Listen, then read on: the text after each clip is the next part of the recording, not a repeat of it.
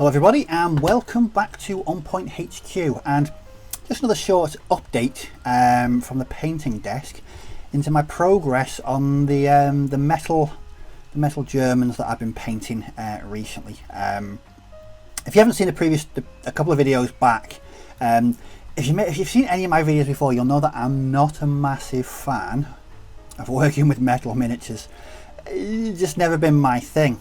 But a couple of weeks ago I took the plunge and I started converting and sort of kit bashing, as I'm prone to do every now and again, on a random selection of sort of metal miniatures that I found in a couple of bits boxes, and I really enjoyed working on those.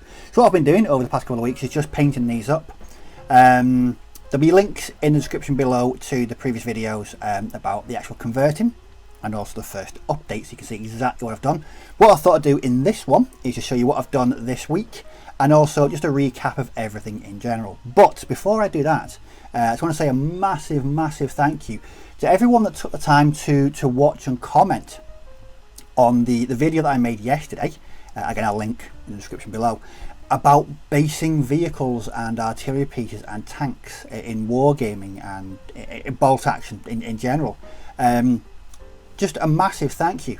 So many people took the time to respond, and that their answers were fascinating. It's really good seeing who bases, who doesn't, and if they do, is it just tank, is it just artillery pieces. I enjoyed reading every single comment that was left on the video. So yeah, that was a thoroughly entertaining. So I just want to say a massive thank you to everyone that took the time to do that. Right, with that being said, let's get on to what I've been working on. So, I'm just going to mess with the camera here. So this is the first one. So this is another forward observation team. And it's made up of 3 figures from 3 different Warlord games blisters. So at the back here on the left we have, he was initially a crewman from a Fallschirmjäger Crude Pack 40. But what I did was I removed his right arm and added a plastic arm from, I think it's from the plastic German Blitzkrieg set. But I wanted him to be holding a radio, so that's what I did.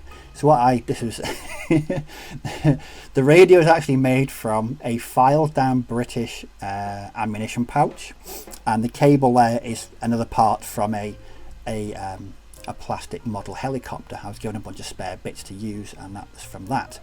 The dude in the middle with the radio on his back, he is from the I think he's from the SS Command blister. But all I did there was put a plastic head on there from the plastic SS box, and the guy at the back with the binoculars is from the Winter German medium machine gun team. So as I mentioned before, as you'll see, I've gone a bit over the top again with the base here. What have we got? So again, it's just mounted on corkboard. Bricks are made from just randomly chopped bits of sprue, bit of balsa wood in there for the woods. I thought I'd make a pipe this time, a broken sewer or something of that equivalent, with some really nasty gungy looking water seeping out of it. You wouldn't want to be making your morning cup of tea with that, let's be honest. I've added some, they're meant to be like the internal part of a building. The word escapes me at the moment, I'm sure it'll come to me soon. But that's what that is. Now they're just, what are they? They're kebab skewers, I believe. just chopped into bits, and glued into the actual cork for the building. And on this side we have a propaganda poster. I believe it's from 1943, but this is late war, and I don't. Well, it's still going to be on the building for a couple of years, isn't it? So all I did was ripped it up, made it look a bit burnt, and put a few bullet holes in there as well. Rebar, that's what it's called. Rebar is the supports within concrete buildings. So that is another, like I say, oversized base, but it's another one of my late war Germans, and it's a forward observation team. So the last one I actually completed was another sort of higher officer command section. So this is going to be a command section for a major, and again it's made up from a whole host of different ballistas by Warlord Games. So on the guy with the radio there, he, I believe, is from the SS. It might be from an SS command section. I'm really not sure. I picked up a load of random blisters a couple of years back at the Warlord Games Open Day, just for for reasons known to no one, and they've been sat in bits boxes for years. So I've sort of no idea where they came from.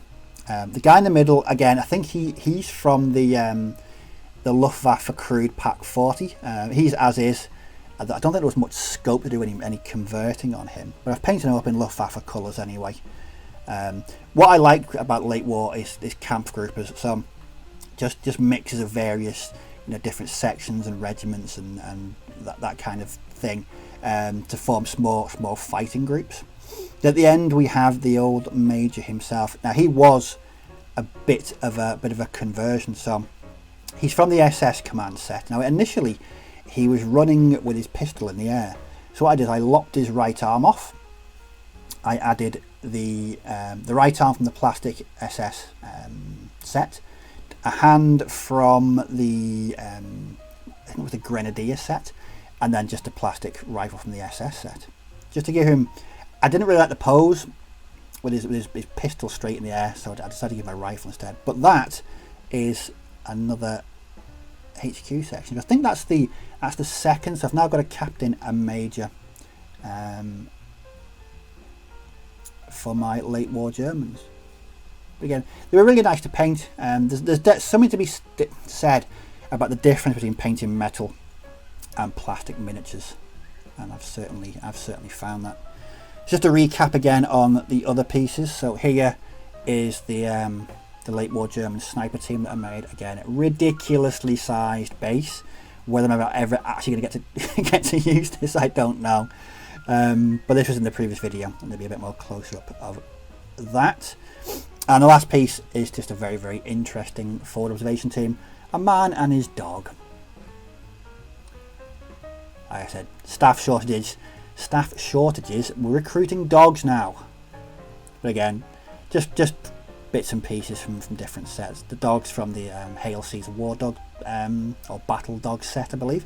And this dude here is from the SS Cavalry Blister with a different head. Well, there we go. That is all of my bits and pieces that I put together two weeks ago. All fully painted, ready to be added to the late war German army. So what's next? I'm returning to plastics. I'm going to start working on the veteran. It's not veteran. No, I think it's just a normal Grenadier section, and also the section of Brandenburgers that I kit bashed a couple of videos back. Be a nice return to painting plastics. And that's it. Oh, I'm also working on or redoing my Buffalo transport vehicle. I'm undecided who to give this to, my jungle-based Australians or my jungle-based USMC. Big decision at the moment, but I'm not quite sure, but I'm pretty sure I'll be giving updates to that in the very near future. Well, I hope you enjoyed that video. Like I said, just a brief update on what I've been up to with these metal miniatures. Got any comments or questions? Just leave them down below, and I will certainly respond to all comments and questions. But as always, thanks for watching. Do take care. May your dice roll well, and I shall catch you all in the next video. So, bye bye for now.